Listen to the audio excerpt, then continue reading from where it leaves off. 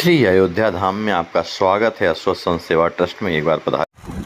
बोलिए श्री प्रयागदास जी महाराज की जय।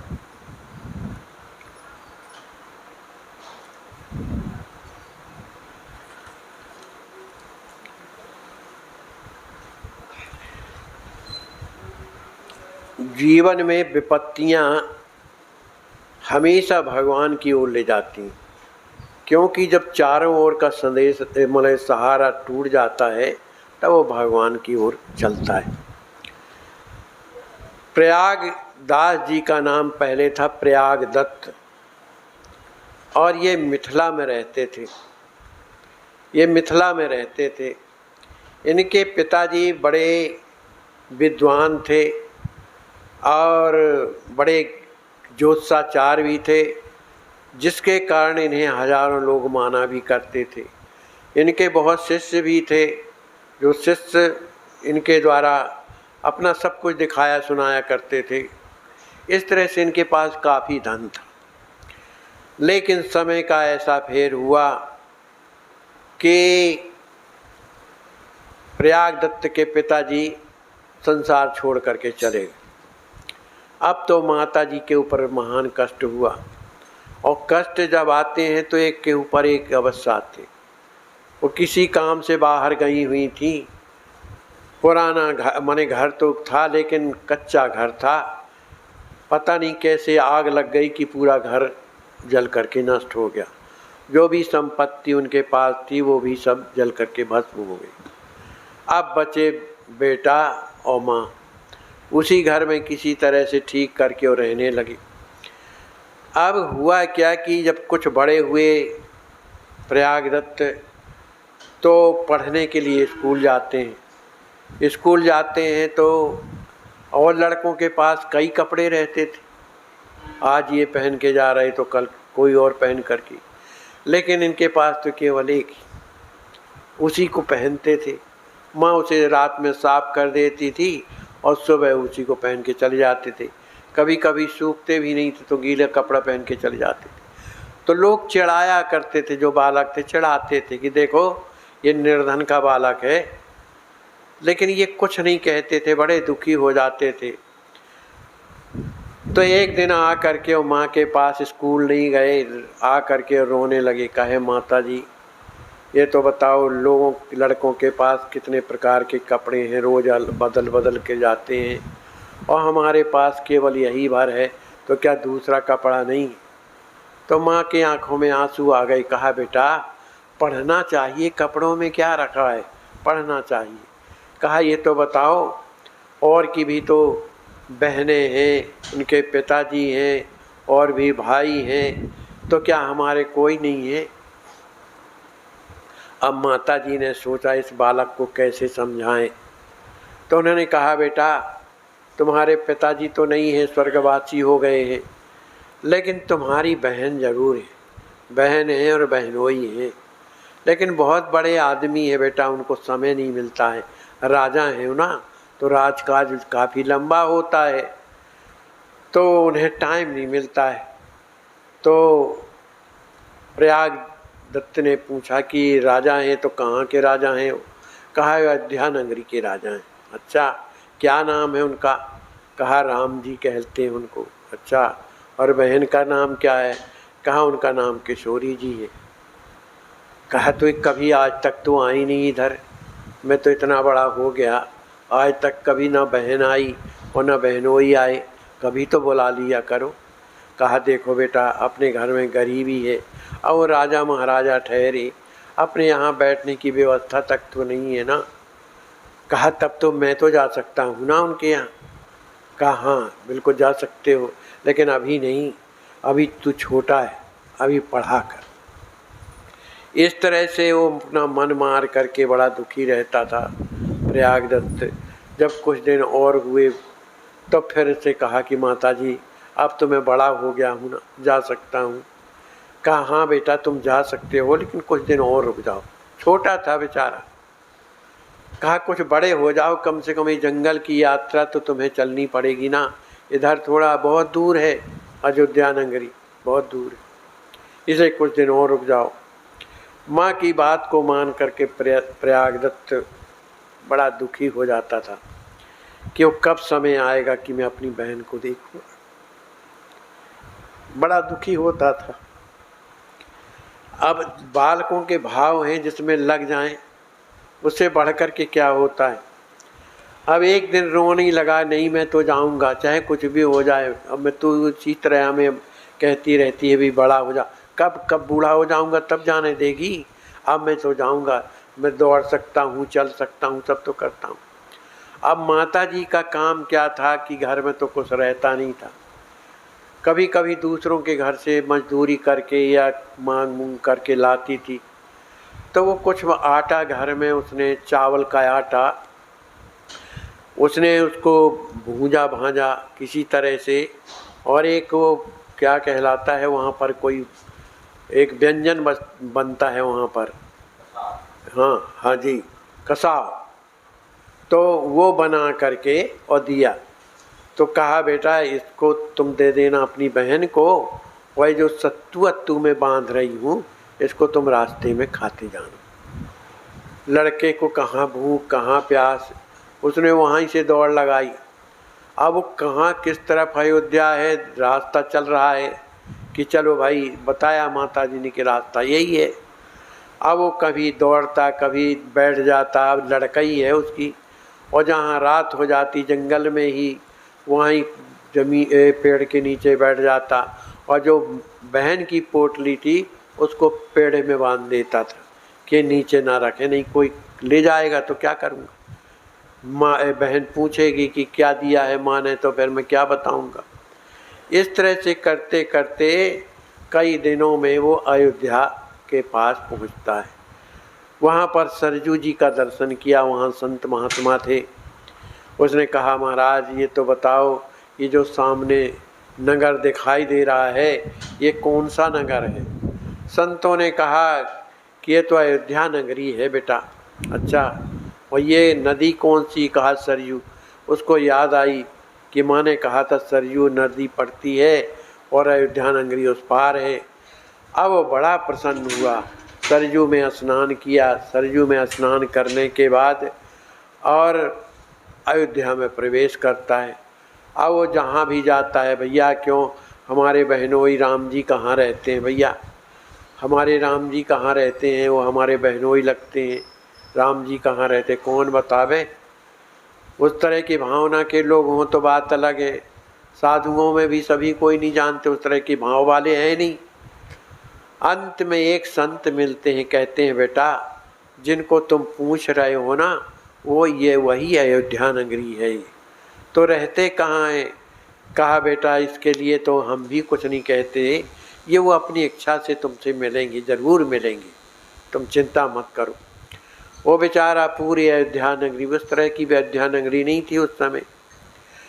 अयोध्या नगरी अब वो चूँकि अब भगवान की दिव्य धाम है, वो अलग ही एक प्रकार का आनंददायक अयोध्या नगरी थी। अब उसे बड़ा आनंद आता था, लेकिन चिंता इसमें होती थी कि बताओ मिलते नहीं है, जो भी मैं जिससे पूछता हूँ कहता हम नहीं जानते, क्या करें। तो बेचारा लड़का दौड़ते दौड़ते थक गया, शाम होने लगी तो जाकर एक कुंड, क्या जानकी कुंड क्या है, उधर कहीं बैठ जाता है। अच्छा जी, हाँ जी। तो वहाँ पर जब बैठ जाता है और बड़ा दुखी हो करके रोने लगता है कि बताओ हमारी माँ ने कहा था कि तुम्हारे बहनोई वहाँ के राजा हैं, अब बताओ राजा हो करके भी और उनको पता नहीं है कि मैं आया हुआ हूँ। इस तरह बड़ा दुखी हो रहा था। उसी समय क्या देखता था, शाम का समय था कि एक सफ़ेद हाथी में और राम जी महाराज बैठे हुए हैं, राजकिशोरी जी भी सिंहासन में विराजमान है, और वो हाथी चला आ रहा है। और जब चला आ रहा है जहाँ पर वो बालक बैठा हुआ था प्रयागदत्त, वहीं हाथी भी आकर के बैठ जाता है। जब बैठ जाता है तो दोनों युगल सरकार हाथी से नीचे उतरते हैं, और जैसे ही अपने देखते हैं कि ये कोई लड़का बैठा है उनके अपने उस हिसाब से, तो उन्होंने राम जी महाराज ने कहा कि अरे भाई हम तो तुम्हारा पता लगा लिए रहे हैं, लेकिन आप अब हमारा काम इतना ज़्यादा था कि हमने सोचा कि पहले काम निपटा लें तब फिर आपसे मिलें। तो हमारा काम हो गया है, अब हम तुमसे मिलने के लिए आए हैं। अब जैसे ही राम जी को देखा, राम जी से तो ज़्यादा प्रेम था बहन से, तो जैसे ही अपनी बहन को देखा तो बहन जिस तरह से अपने भाई को हृदय से लगा करके लिपट के रोती है, ऐसे ही भाई लिपट गया और किशोरी जी ने भी लिपटा लिया और बड़ी देर तक रोते रहे, हृदय से रोते रहे। अंत में बहन ने प्रयाग दत्त के आंसू पोंछे और पोंछने के बाद अपने गोद में बैठा, छोटे थे, गोद में बैठाया, कहा भैया ये तो बताओ माँ ने क्या भेजा है। तो वही पोटली दे दिया, कहा इसमें दिया है जो दिया हो मैं नहीं जानता हूँ। उसको खोला तो उन्होंने 2 पीस ले लिए और बाकी लौटा दिया, कहा इसको तुम खा लेना। देने के बाद कहा ऐसा है कि अब हम लोग अब जा रहे हैं, अब आप जाइए अपने घर, क्योंकि माँ बहुत चिंतित है, तुम काफ़ी दिन हो गए इसलिए बड़ी चिंता कर रही है, अब तुम दोबारा फिर आना। लेकिन उसका मन तो छोड़ने का हो ही नहीं रहा था, क्या करे कहाँ जाए। कहा बहन एक तो दिनों में आज मिली हो, मैं ही आया हूँ, तुम्हें अपने माँ की नहीं लगती है कि वो अकेले रहती है, बड़ी दुखी रहती है, तुम्हारी चिंता करती रहती है, और आप यहाँ अब भाई महारानी हो ना, तो कहाँ से गरीब माँ की चिंता करोगी। अरे कहा भैया ऐसा मत कहो, ऐसा कहा मैं ऐसे ही नहीं सही कह रहा हूँ, चलो मेरे साथ चलो। कहा नहीं भैया हम जरूर तुम्हारे साथ चलेंगे, लेकिन अभी नहीं, अभी काम ज़्यादा है। ऐसा करके भगवान भी मति गति फेर देते हैं। ऐसा करके और हाथ ही में बैठे और जैसे ही आगे बढ़े वो अंतर ध्यान हो गए। अब चूंकि उस दर्शन को उसने किया अपने भाई बहन बहनोई का, और उसके हृदय में तो प्रेम भर गया। वो प्रेम में इतना रोया, इतना रोया, इतना रोया कि अब तो विरह सहन नहीं हो रहा उससे।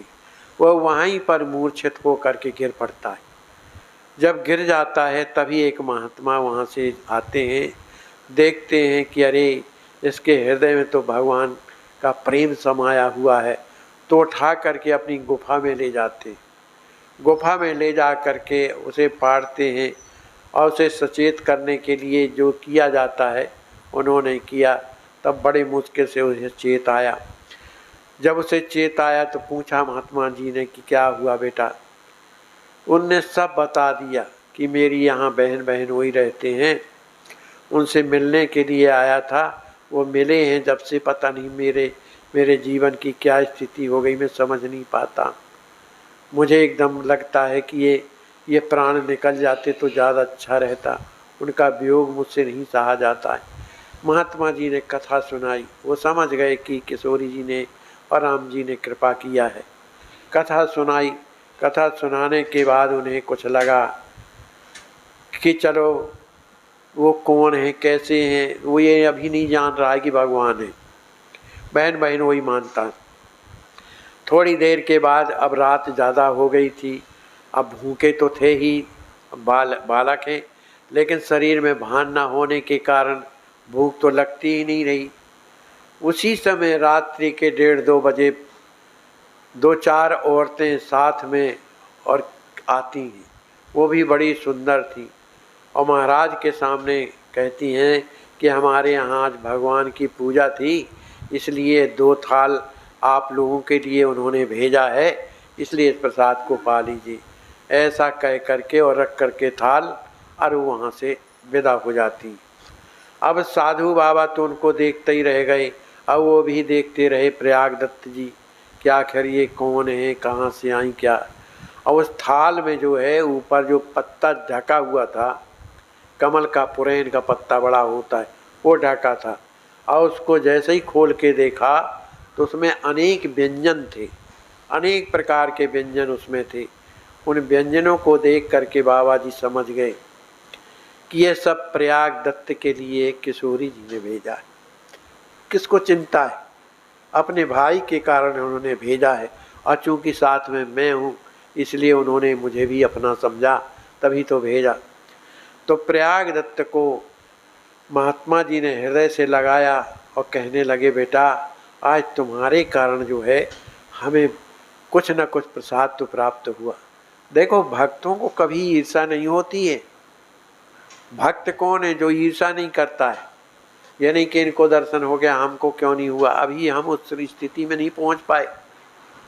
उनको ये लगता है कि देखो इस छोटा सा बालक है, इस पर भगवान ने कितनी बड़ी कृपा किया और हम पर नहीं हो पाई। आखिर प्रसाद पाया दोनों ने।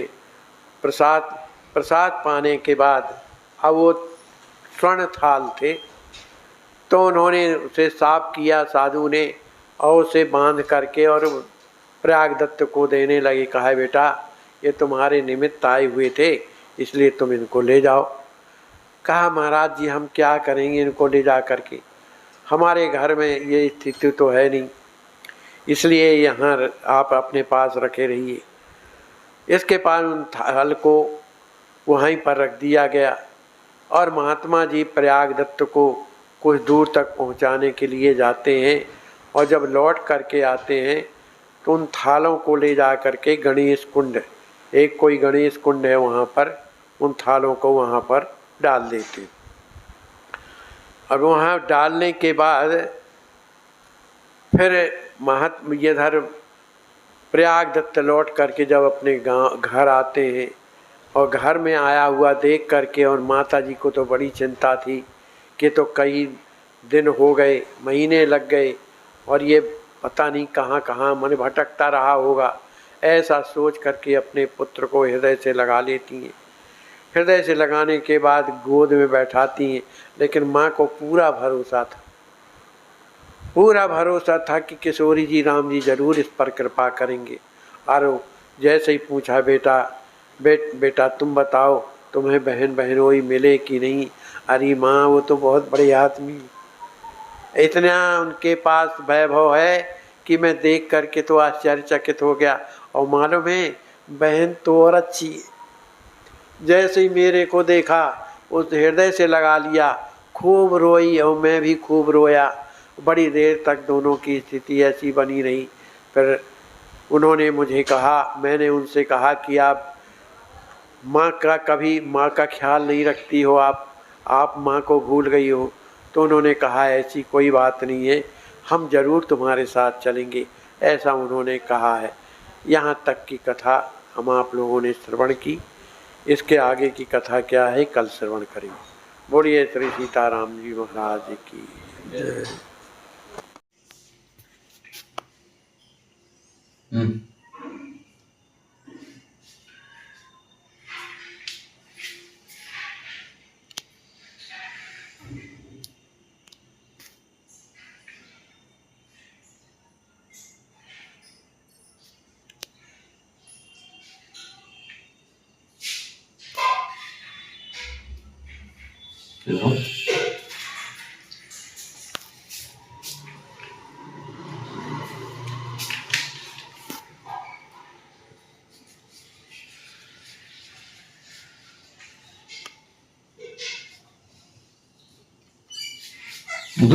उधर को देखो।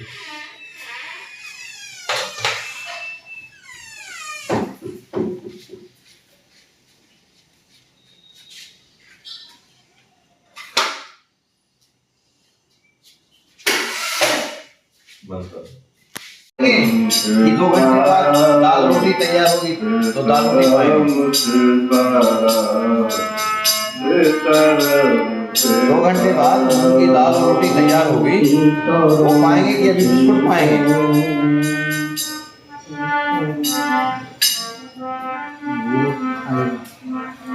रोटी खाएंगे 2 घंटे बाद। ठीक, अभी और थोड़ा दूध और है, और ले लीजिए।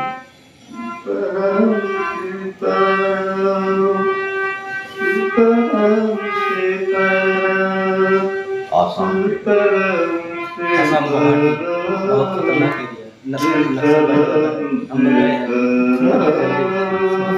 वहाँ पे गए थे, बरेली में गए थे, बुखारी जी गए थे। राम राम। सिया राम, दंडवत, जय सिया राम। जय श्री राम। अच्छा, आप का शुभ नाम क्या है? आपका शुभ नाम क्या है? रविंद्र कुमार सिन्हा है। अच्छा अच्छा, आपका जन्मभूमि कहाँ है? जन्मभूमि मने गुवाहाटी है। गुवाहाटी, गुवाहाटी आसाम। आसाम। अरे बहुत दूर से अयोध्या में आए हैं। हाँ। अच्छा, अयोध्या में कितने वर्षों से रहते हैं? अयोध्या में सोच रहा था मैं जब तक रहूंगा अयोध्या दर्शन करूंगा जी जी बोल के, जी। राजवंशी बोल के जी। एक आदमी था जी जी मेरा साथ, सिक्योरिटी गार्ड था। जी। तो उसने क्या करा, हाँ वो डेली माने जो भी खाना खुना खाता है हाँ। तो क्या करता है जी राम का नाम पुकार के जी। राम को देके जी दोनों टाइम वो खाना नहीं खाता। जी जी। राम आपकी ये हालत जो है इतनी खराब कितने समय से हुई है? कितना बार नहीं हुआ है, ये पहला बार था। अच्छा अच्छा, तो ये कुछ आप इनका हॉस्पिटल में भर्ती महाराज किए जी थे? इनको डॉक्टर ने क्या बताया, कुछ क्लॉट था क्या माइंड में या क्या निकला? ये बताया कि बहुत पहले का है कुछ उनको पुराना। हाँ, 33 ईयर्स से बता रहे हैं प्रॉब्लम है। अच्छा, अभी सब नॉर्मल है, इनको सीटी स्कैन कराया है हाँ हाँ और एक्सरे हाँ। सारी जांचें करवाई हैं। हाँ। अभी हमारा ये सब नॉर्मल आया है। अच्छा, केवल इनको बस ये थोड़ी कमजोरी ज्यादा है, वीकनेस और बकाया सब। अभी इनको आप कितने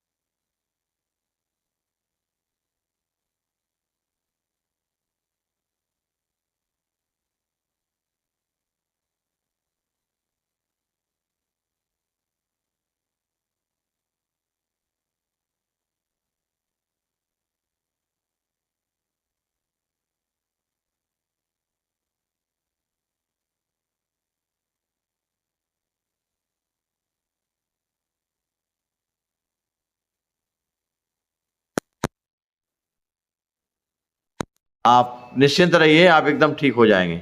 जय श्री राम जी। दंडोत। आपका शुभ नाम क्या है? रामप्रिया शरण। श्री रामप्रिया शरण जी महाराज। आपके गुरुदेव का क्या शुभ नाम है?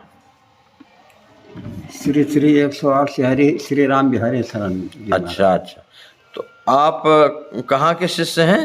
बिरौली के। अच्छा अच्छा, बिरौली वाले महाराज जी के शिष्य हैं? जी, उनको शिष्य से। अच्छा, उनके शिष्य। अच्छा, अयोध्या में कितने वर्ष हो गए आपको? जी, अयोध्या में रहते हुए कितने वर्ष हो गए? अयोध्या में हम 2006 में अच्छा आए हैं। अच्छा, इस संस्था में तो 6 बिरौली में रहे थे कुछ। 6, 16, 26 जी हैं? जी, अच्छा अच्छा। बिरौली में रहे।